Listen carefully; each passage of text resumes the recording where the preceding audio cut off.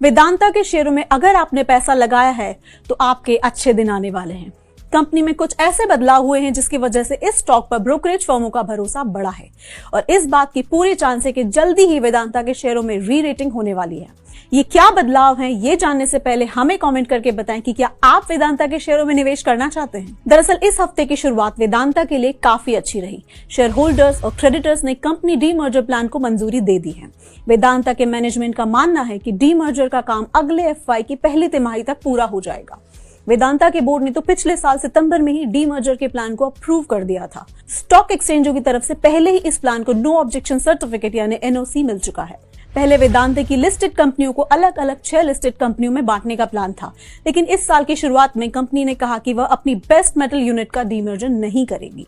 तब कंपनी के मैनेजमेंट की दलील थी कि आने वाले समय में जब बिजनेस मैच्योर हो जाएगा तब इसका फैसला लिया जाएगा। इसका मकसद बेस मेटल यूनिट के शेयर होल्डर्स के लिए अच्छी वैल्यू क्रिएट करना था। डीमर्जर के बाद वेदांता के शेयर होल्डर्स को 5 नई कंपनियों में से हर एक के एक शेयर मिलेंगे। इस कंपनी का focus aluminium, oil and gas, power, steel और आयरन बिजनेस पर होगा। पहले से लिस्टेड कंपनी के तहत घरेलू और अंतर्राष्ट्रीय जिंक और कॉपर बिजनेस आएगा। आइए अब जान लेते हैं कि ब्रोकरेज फर्मों को वेदांता के शेयरों पर कितना भरोसा है। ब्रोकरेज फर्म MK के मुताबिक निवेशकों की ज्यादा दिलचस्पी अभी लिस्टेड वेदांता लिमिटेड में होगी। साथ ही एल्यूमिनियम और पावर कंपनियों में भी उसकी दिलचस्पी होगी। अगर वैल्यूएशन की बात की जाए तो वेदांता के शेयर अभी कंपनी की एंटरप्राइज वैल्यू और EBITDA के 5 गुने से कम पर ट्रेड कर रहे हैं, लेकिन डीमर्जर के बाद कंपनियों का मल्टीपल बढ़कर करीब 6 से 7 गुना हो सकता है। ये जानना दिलचस्प है कि वेदांता के डीमर्जर की सबसे ज्यादा वैल्यू एल्यूमिनियम बिजनेस की होगी। इसका फोकस एल्यूमिनियम, कोल और बॉक्साइट की कैपिटल सोर्सिंग पर है।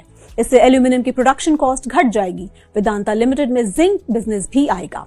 इसमें हिंदुस्तान जिंक के 63% हिस्सेदारी भी शामिल होगी। साथ ही इसके इंटरनेशनल जिंक बिजनेस की भी हिस्सेदारी होगी। वैसे बंद पड़ चुके कॉपर ऑपरेशन के लिए थोड़ी नेगेटिव वैल्यू मिल सकती है। इन सब के बीच सबसे जरूरी ये जानना है कि वेदांता के शेयर होल्डर्स को डीमर्जर से कितना फायदा होगा। पावर, आयरन और स्टील बिजनेस के साथ ऑयल और गैस का मल्टीपल 5.5 से 6 गुना के बीच रह सकता है, जबकि इंडिविजुअल बिजनेसेस की टोटल एंटरप्राइज वैल्यू करीब 2.7 लाख करोड़ रुपए होगी। यह मौजूदा एंटरप्राइज वैल्यू से ज्यादा है। इसमें बुक्स का नेट डेट शामिल नहीं है। इसका मतलब है कि अगले 6 महीनों में शेयर होल्डर्स को अच्छा मुनाफा हो सकता है।